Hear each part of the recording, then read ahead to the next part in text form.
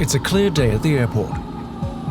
Big Jet 007 is on the downwind leg for their approach to the runway.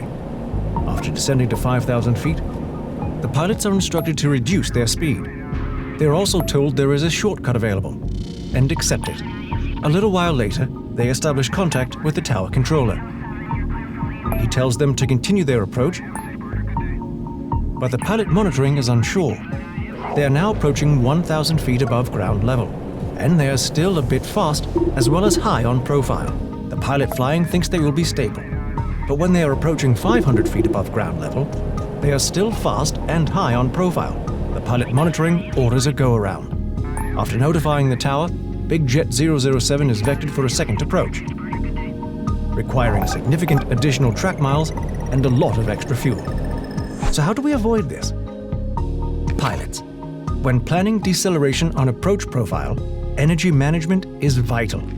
Never rush the approach, and don't accept shortcuts to the final approach path if there is any doubt that you will meet the stabilized approach criteria. If you do not meet the stabilized approach criteria at the required stages of the final approach profile, do not continue to land. When it comes to a stabilized approach, the role of the pilot monitoring is equally as important as the role of the pilot flying. Controllers. Unforeseen tailwind may make an unstable approach more likely.